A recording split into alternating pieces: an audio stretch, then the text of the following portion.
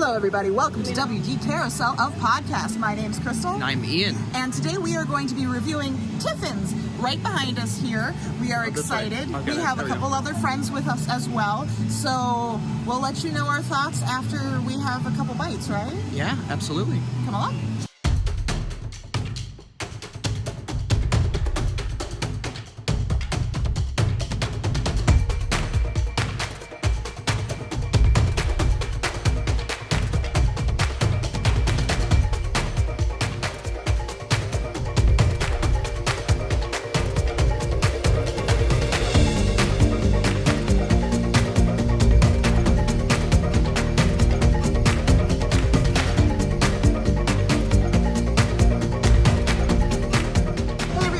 Wrapped up with Tiffins, and so we are going to give you our thoughts. Now we'll also put food pictures in here so you can see just how good it was. But we started out with our beverages. I had the Tempting Tigress, which is a Russell's Reserve 10-year bourbon, allspice dram, tamarind syrup, and a lime juice. That thing was beautiful. If you like any of your old fashions or that sort of beverage, this was nice and refreshing, as well as having the kick that you wanted. Exactly.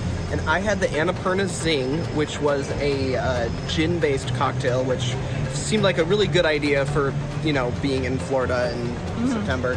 And so it was Bombay Sapphire. It had passion fruit puree, mint simple syrup, lime syrup, or lime juice topped with ginger beer, and have those glowing lotus flower things. Which I don't think you kept, did I you? didn't. I must not have grabbed it. No, it's okay.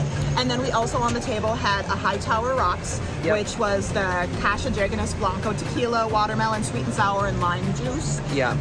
Our partner really enjoyed that. It was refreshing. I'm not much of a tequila girl, so I mean, even though I enjoyed it, I probably wouldn't grab it, but that's just me. Yeah. And then we also had the Congaloosh beer, which if any of you are old fans of the Explorers and Adventurers Club from the defunct area that it's now Disney Springs. That was there. That was the big thing.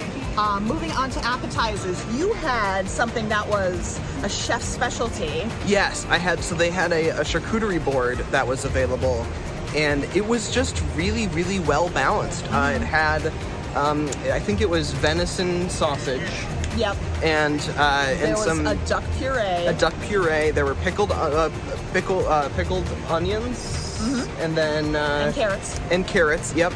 And then it had focaccia. There was brie. There was a brie-like thing. Another softer cheddar. Yep. It was all really good. Really, really good. The Charred Octopus is what I had ordered. Yes. So it came with grilled corn salsa, tequila, mole negro, pickles, and cilantro. Beautiful. The octopus did not taste overly cooked at all. In fact, it was so soft and tender. You wouldn't even know that you were eating octopus if you, weren't didn't get told. it. Yep. And then we had the sweet corn soup, which, guys, get it. So it comes with a buttered poached lobster inside, cilantro crema, charred corn, pickled jalapenos, cachita, and tahini. So it was wonderful, and even though it's like a 90-degree day out, I am 100% on board with getting it, so please do. Yeah. We also had an amazing bread service too. Yeah. Not sure what that was. I know it was a focaccia base. They had some herbs on top. He said this is basically just a flavor of Africa. So if you want to have the spices, you can. It came with an oil and molasses dipping sauce, but the molasses was more vinegar based than it was a sweet base. It was for a bread. I've never had a bread that was so tart. It was just tart, but in a really, really well-balanced good way. But it was just a flavor that I had never really done before. So that was really exciting. Yeah. And then moving on to the entrees, your buttered chicken.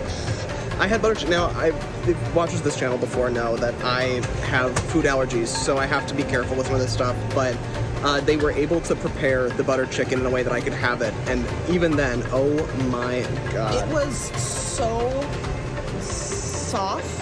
Yeah, we couldn't get over how the texture was unlike any chicken I'd ever had, because it was just so tender in a way that was. They brined it for 24 hours at least. Yeah.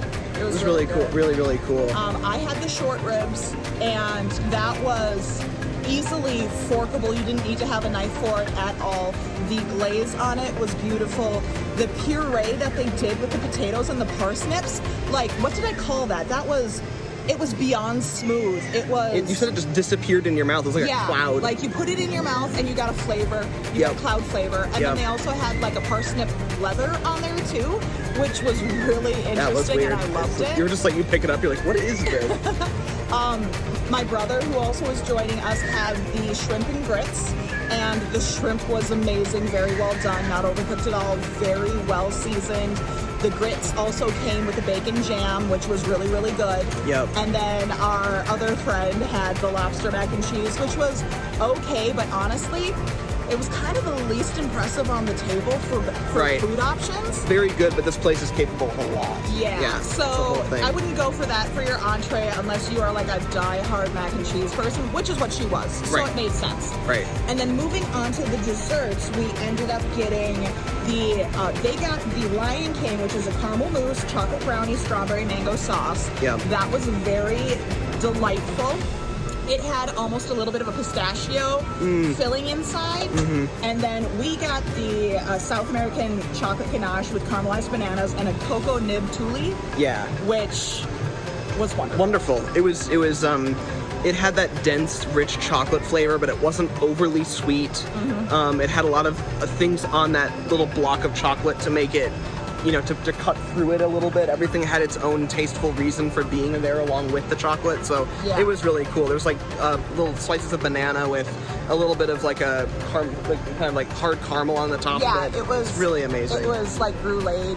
Yeah, brulee. Yeah, exactly. Brulee. Sugar on top. Yeah. And it was delightful. The cocoa nib little tule was wonderful. Like, we both ate it. We're like, this is great. Different, yeah. And even the server was like, so those are unique. I'm like, yeah.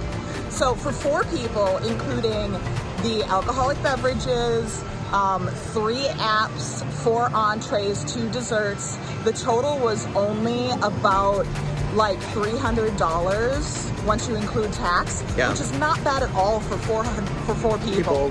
And we all got a little bit of every kind of course, so it was crazy. Wonderful. Yeah. So if you want, Christopher was our server. He was amazing. I would highly recommend him. He encouraged us to go explore the rest of the restaurant. He was letting us know little bits in history in every single corner. So if you're interested, if you're in Animal Kingdom, please come check this place out. It is wonderful. Absolutely. But this has been WD Carousel of Podcast, and we hope you have a great rest of your day. Bye, everybody.